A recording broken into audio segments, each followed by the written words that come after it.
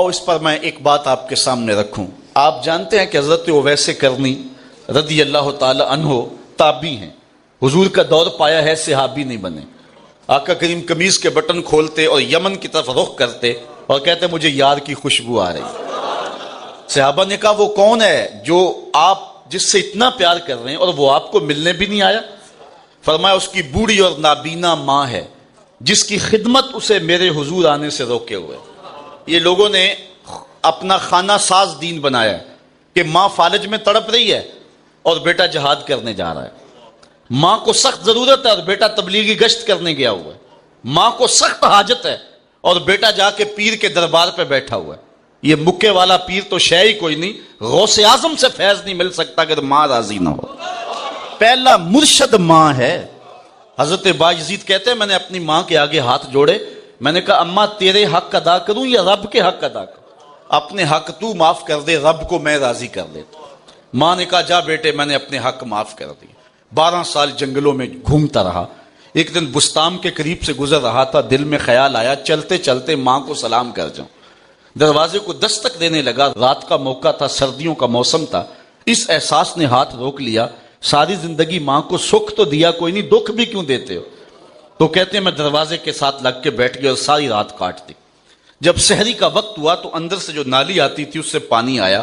میں سمجھ گیا میری ماں تہجد کے لیے اٹھی. دروازے کو دستک دی، اندر سے آواز آئی بیٹا بایزید ٹھہرو ابھی آئی. مائیں بیٹوں کے دستک کے انداز سے بھی جانتی ہیں یہ کس بیٹے کے ہاتھوں کا لمس ہے. میں بارسلونا کے ایئرپورٹ پہ کھڑا تھا کہ وہاں مجھے ایک بینچ سے یوں محسوس ہوا جس طرح کوئی ہم زبان بول رہا ہے، تو غیر اختیاری طور پہ ادھر لڑک گیا. تو وہ انڈین لوگ تھے اور اپنے ایک دوست کو الوداع کرنے آئے تھے. تو میں نے اس سے گپ شپ شروع کی. میں نے کہا کہ بتاؤ کتنا عرصہ ہوا، کتنی دیر بعد جا رہے ہو؟ تو وہ مجھے کہنے لگا کہ 27 سال 3 ماہ کے بعد جا رہا ہوں. بس آیا تھا اور ایسا پھنسا کہ اتنا طویل عرصہ گزر گیا. جب آیا تھا تو ان فوان شباب تھا، اب بڑھاپا طاری ہو رہا ہے، اور بڑی حسرت سے کہنے لگا کہ پتہ نہیں میرے گھر والے مجھے پہچانتے بھی ہیں یا کہ نہیں. تو میں نے کہا اور کوئی پہچانے یا نہ پہچانے، ماں تیرے قدموں کی آہٹ سے ہی پہچانیں گی. یہ میرے بیٹے کے قدموں کی آواز لگتی ہے. بایزید کہتے ہیں کہ میں دروازے پہ دستک دی نا تو اندر سے ماں نے کہا بیٹے بایزید ٹھہرو میں ابھی آئی. 12 سال کے بعد آیا تھا. ماں نے ہاتھوں کے لمس سے پہچان لیا کہ یہ میرے بیٹے کے ہاتھوں کی آواز ہے. تو ماں نے دروازہ کھولا. میرے بکھرے ہوئے بال، پھٹے ہوئے کپڑے، پراگندہ حالت. ماں کی آنکھوں میں آنسو تیر آئے اور ایسے ہاتھ پھیلا کے بایزید کی ماں نے کہا مالک میرا بیٹا بایزید تیری طلب میں نکلا تھا، تو نے ابھی تک اسے اپنا قرب نہیں دیا. حضرت بایزید کہتے ہیں 12 سال کی ریاستوں سے جو نہیں ملا تھا ماں کے اٹھے ہوئے ہاتھوں سے مل گیا. میں نے کہا مالک میں تجھے کہاں ڈھونڈ رہا ہوں، تو کہاں موجود ہے؟ تو کہا اس کی نابینا اور بوڑھی ماں ہے جس کی خدمت اسے میرے حضور آنے سے روکے ہوئے ہے. بلکہ فرمایا کوئی اویس کو ملے اور میرا سلام دے اور کہے میری امت کی بخشش کی دعا کرے.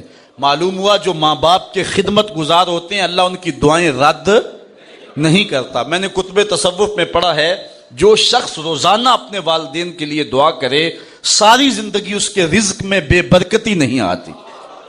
اچھا حضرت مولا کائنات سید علی المرتضیٰ اور حضرت عمر رضی اللہ تعالی عنہما دونوں حاضر ہوئے.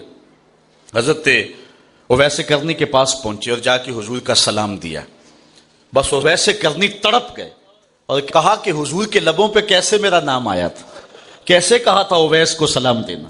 جب یہ امٹتے ہوئے محبتوں کے جذبات دیکھے تو کہا اتنا پیار حضور سے تو تم حضور کو ملنے کیوں نہیں آئے ہو؟ صہیب روم سے آ گئے، سلمان فارس سے آ گئے، بلال حبشے سے آ گئے، یمن تو کوئی دور بھی نہیں تھا. تو جب اتنا پیار ہے اور اتنی تڑپ کہ سلام سن کے وجد طاری ہو گئے تو حضور کو ملنے کیوں نہیں آئے؟ تو حضرت اویس نے بات کے رخ کو بدلتے ہوئے کہا اچھا تم نے میرے حضور کو دیکھا ہے؟ انہوں نے کہا شام سویرے رہتے ہی حضور کی خدمت میں تھے. کہا بتاؤ پھر حضور کے ابرو جڑے ہوئے تھے یا کھلے ہوئے تھے؟ یہ ایک دم حیرت میں ڈوب گئے. تو حضرت اویس بولے مجھے پوچھ لو، جس نے نہیں دیکھا اسے پوچھ لو.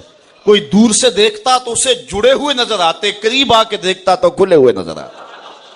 اس لیے بعض نے دور سے دیکھا تو کہا حضور کے ابرو جو ہیں وہ جڑے ہوئے تھے، اور جنہوں نے قریب سے دیکھا تو انہوں نے کہا نہیں کھلے ہوئے تھے.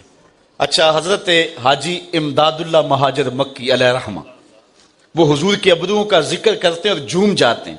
اور پھر کیا کہا انہوں نے.